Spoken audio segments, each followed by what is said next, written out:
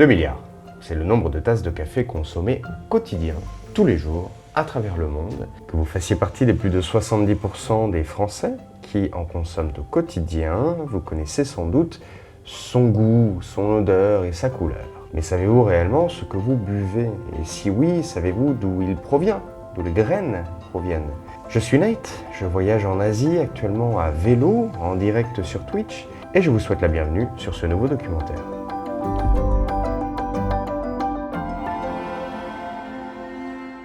Bon, parlons un petit peu du café. Du café, de son évolution depuis sa découverte jusqu'à aujourd'hui dans ma main. Voyons un petit peu ce qui s'est passé à travers les âges.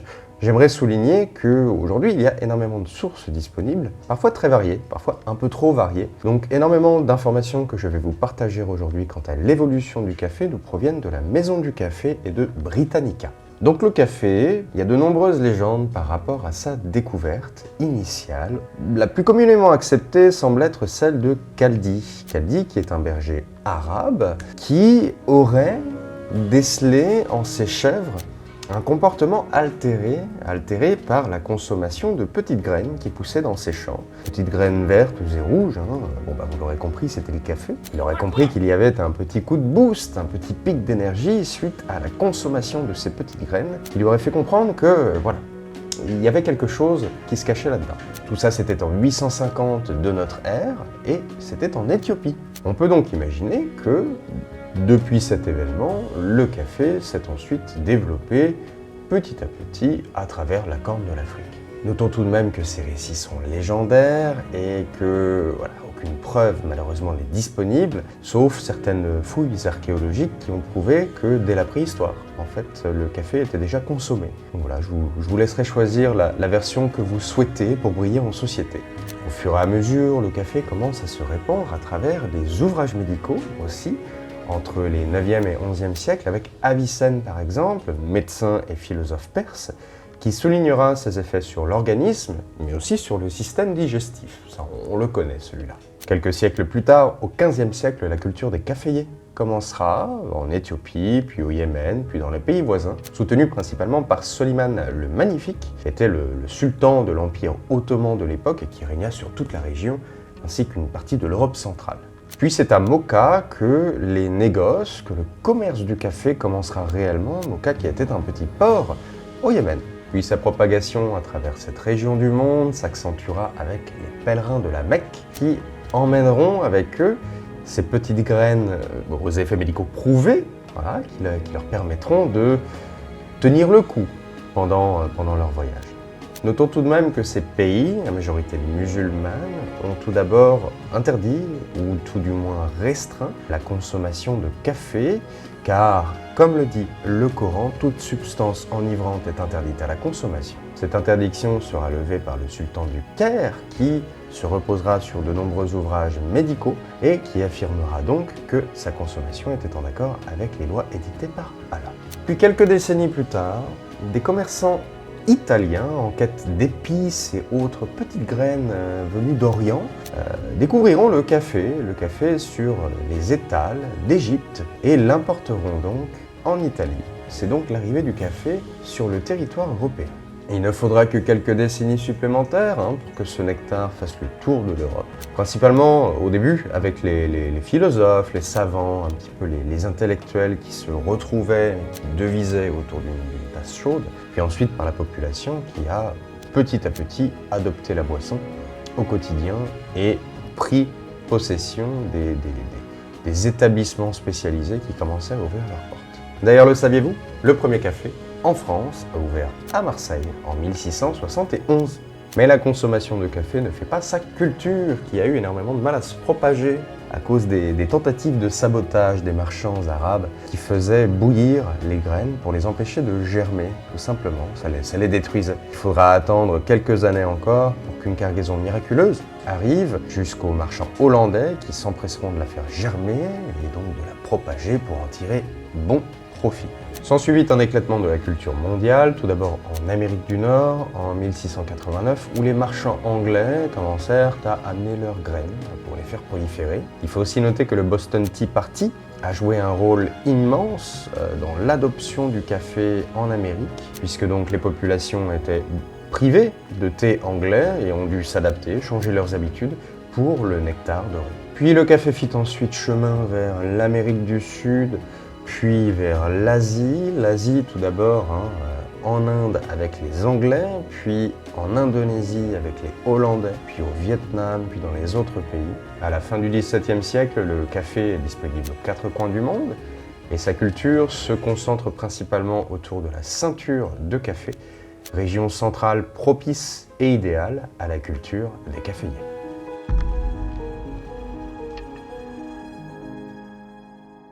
Maintenant que nous connaissons les grandes lignes de l'histoire du café et de sa culture à travers le monde, continuons notre voyage dans le temps pour comprendre comment la France a contribué au développement de la culture du café au Laos.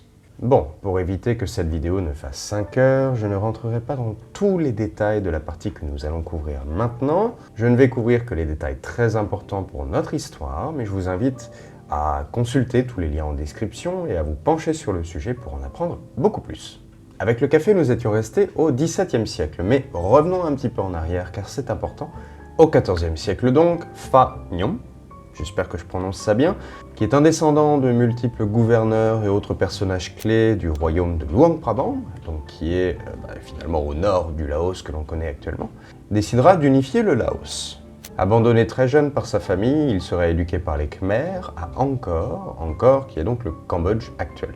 En 1353, le Lancang, ou le royaume aux millions d'éléphants, est établi sur l'actuel Laos et sur une partie du nord-est de la Thaïlande appelée l'Isan. Sur la carte ci-contre, c'est tout le territoire coloré en vert. Sa capitale devient Luang Prabang qui tient son nom d'une statue gigantesque en or, statue de Bouddha qui a été offerte par les Khmers à Angkor qui avaient donc éduqué Pha Nhom à l'époque. Cette période quasi légendaire marquera un tournant dans l'histoire du Laos puisque l'éclatement de ce royaume, le Lancang, résultera en de nombreux siècles d'instabilité économique, politique, etc.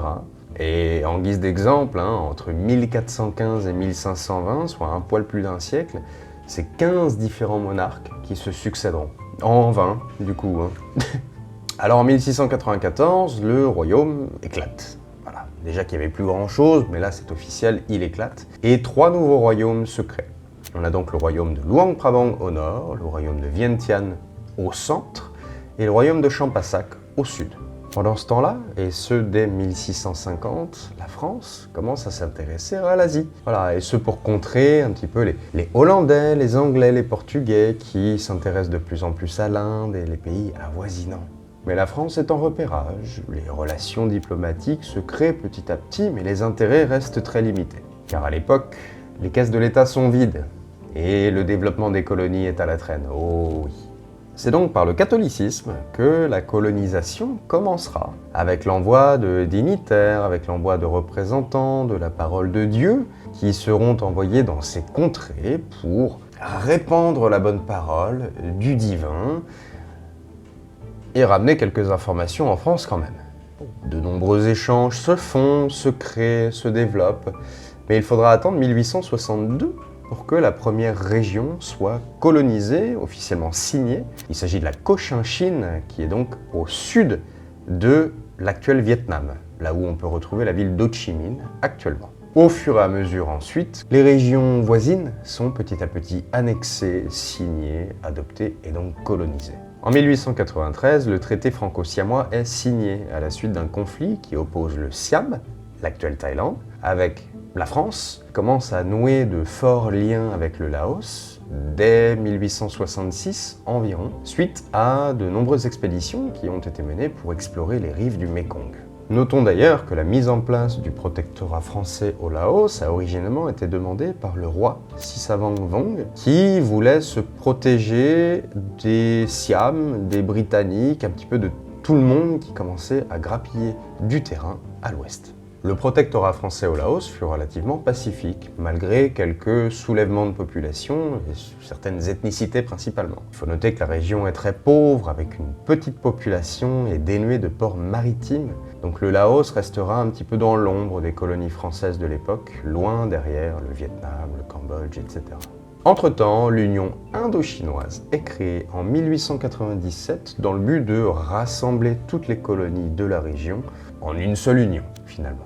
Au fur et à mesure que le temps passe, durant le protectorat français, le pays est divisé en deux puis réunifié, son indépendance est déclarée et le protectorat français au Laos prend fin en 1953 avec la signature des accords de Genève. Voilà. Bon, je ne peux pas rentrer dans tous les détails, j'ai fait de manière très succincte. J'espère ne pas avoir dit de bêtises, tellement le sujet est complexe. Mais je vous invite à en apprendre beaucoup plus avec les sources en description. Et parlons maintenant du café.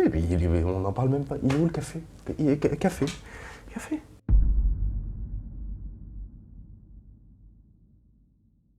Bon, je sais.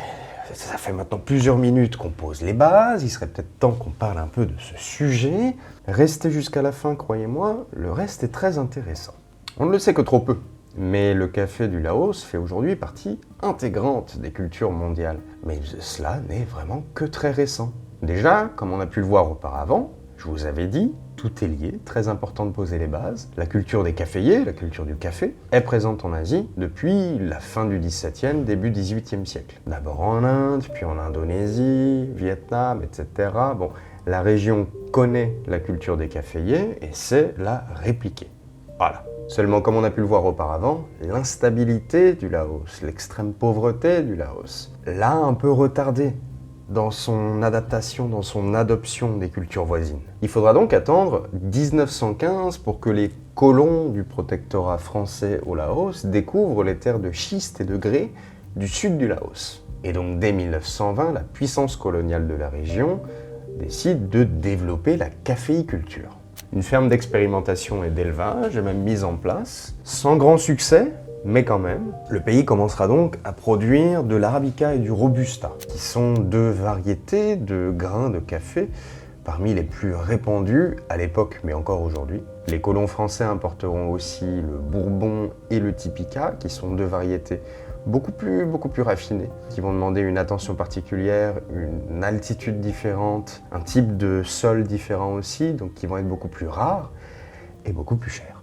En 1929, les bénéfices de ces terres sont même mis en avant à travers certains ouvrages spécialisés, tout en appuyant sur le faible potentiel commercial sur le long terme. Voilà, c'est mitigé. Car en effet, à l'époque, la région qui a été choisie, qui s'appelle le plateau de Bolaven, est très peu peuplée. Ce qui est un réel problème, car la caféiculture demande une attention particulière tous les jours, tout au long de l'année. Il y a vraiment besoin d'un travail constant. Alors des soldats démobilisés, ainsi que des séminaristes envoyés pour rééducation politique vont être détachés, vont être envoyés dans des villages sur le plateau de Bolaven pour s'occuper un petit peu de tout ça. Mais le problème, c'est que ces populations ne sont pas du tout adaptées à ce climat complètement différent, beaucoup plus tempéré, beaucoup plus frais finalement, et beaucoup vont fuir. Au fur et à mesure, l'État mettra même en place des fermes d'État qui ne dureront pas forcément plus longtemps. Les cultivateurs qui le souhaitent pourront même bénéficier de conseils pratiques en termes d'ingénierie, etc. de la part de Cubains et d'Allemands de l'Est qui ont une certaine spécialité dans ce domaine. Et au fur et à mesure, les cultures vont commencer à prendre et vont commencer à se développer, principalement grâce au Robusta qui, comme son nom l'indique, est beaucoup plus robuste, demande beaucoup moins d'attention et finalement pousse plus facilement. Il est très dur de mettre un nom ou d'assigner le développement et surtout le succès de la caféiculture au Laos sur un nom, une famille, une entité ou autre que l'État de l'Indochine, de l'Union indo-chinoise ou du Laos à l'époque. Ce qui est sûr, c'est qu'en tout cas, le plateau de Bolaven, qui avait été choisi vraiment comme zone de prédilection pour sa terre, pour son exposition au soleil, pour ses températures idéales, pour son exposition en eau aussi. Ce qui est sûr, c'est que cette zone restera inchangée, puisqu'aujourd'hui 95% des cultures de café au Laos se trouvent dans cette région. Région d'à peu près 100 000 hectares si je ne m'abuse. Donc c'est clair qu'en tout cas ils avaient fait un bon choix, déjà à l'époque. Mais il faut quand même souligner que la situation s'est au fur et à mesure développée, mais elle n'a pas toujours été toute rose non plus. Il y a eu quelques crises par rapport au café qui ont grandement impacté le marché à l'époque, dans les années 80, etc. Il y a eu la crise aussi en 2008 qui a beaucoup impacté aussi, puisqu'il y avait énormément d'investissements qui étaient prévus, investissements de la part de multinationales, qui devaient permettre de redonner un souffle au marché du café au Laos. Mais tout a été halté finalement, tout a été stoppé. Ça a peiné à reprendre un petit peu, mais ça a commencé à reprendre vers les années 2010-2012. Et là en 2024, on commence à voir de plus en plus de multinationales, on parle même de Starbucks au Laos, de multinationales qui commencent à s'implanter, qui s'implantent et qui commencent à faire du commerce, des négoces avec les locaux de plus en plus. Donc c'est très positif, mais d'un autre côté, ça peut moins l'être quand on voit qu'il y a énormément de concessions de terres, c'est-à-dire que les terres sont prises aux locaux et données aux entreprises multinationales. Données, c'est un grand mot, mais du moins elles sont prêtées en échange d'investissements importants dans le pays, investissements en termes de main-d'œuvre, de machines, de sous financièrement, tout simplement. Mais voilà, on voit aussi que le plateau de Bolaven est en train d'être un petit peu impacté par les minerais qui sont extraits et envoyés pour la fabrication d'aluminium en Chine, tout ça. Mais en tout cas, voilà, c'est ainsi que les colons français du protectorat français au Laos ont permis à ce pays d'adopter vraiment une agriculture complètement différente et de développer un nouveau souffle économique à l'époque.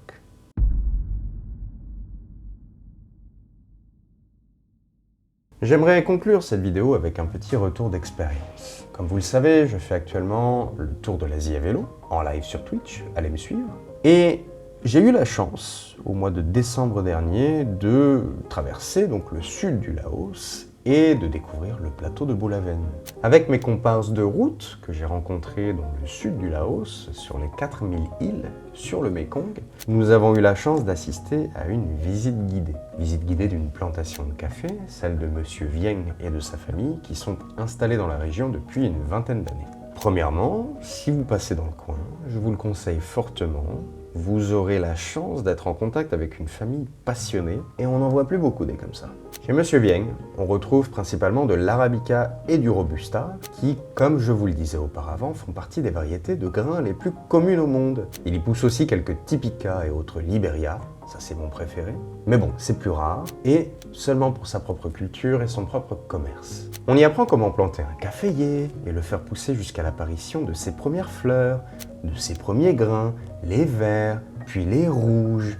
On comprend comment les grains se développent et sont récoltés, puis préparés à la torréfaction avant leur préparation finale. On découvre aussi les techniques d'antan, rapidement remplacées par des machines bruyantes et chères, ok, mais qui permettent aujourd'hui de drastiquement accélérer le processus de nettoyage et de torréfaction. Honnêtement, c'est vraiment une expérience fabuleuse. Ça nous fait d'autant plus apprécier le café, voilà, ce doux nectar qui parfois nous brûle un peu la gorge. Même si c'est pas le but de cette vidéo aujourd'hui, laissez-moi savoir en commentaire si vous voulez une vidéo sur le café en lui-même, du sol à la tasse. Moi, je trouverais ça très intéressant, donc dites-moi. Et puis chez Monsieur Vieng, on se rend compte que 98% de sa production part pour une seule entreprise. Nescafé. Ouais. D'ailleurs, vous voyez ce chiffre sur l'écran depuis le début. Certains ont dû se demander ce que c'était. C'est le nombre de tasses de café consommées à travers le monde depuis le début de la vidéo. Café de la marque Nescafé. Seulement. Voilà. Je vous avais dit que la vidéo, elle serait bien jusqu'à la fin. J'espère avoir su, en tout cas, à travers cette vidéo, vous partager un petit peu l'histoire incroyable de la caféiculture au Laos. Je sais qu'on s'est un petit peu éloigné au début, on est revenu, on s'est éloigné, mais c'était important de poser les bases, de bien comprendre d'où le pays vient, pourquoi ça s'est mal passé, pourquoi ça a réussi, etc. Donc voilà, je vous invite à vous abonner à cette chaîne, à partager la vidéo, à laisser un like, un commentaire, un petit peu tout ce que vous souhaitez. Moi, je vous retrouve très rapidement dans un nouveau documentaire. N'oublions pas aussi de remercier Espresso Display, qui me sponsorise, qui m'aide à travers ce périple, à travers l'Asie. Espresso Display, c'est donc cet écran portatif très simple d'utilisation, puisqu'il n'a qu'un petit câble, comme vous pouvez le voir ici. Très simple d'utilisation, très léger et rapide à mettre en place. Il a un trépied, il a une coque de protection, il a un petit stylet, il y a tout qui est disponible. Vous avez le lien directement en description. Merci à eux. Et entre-temps, je vous souhaite le meilleur. Salut!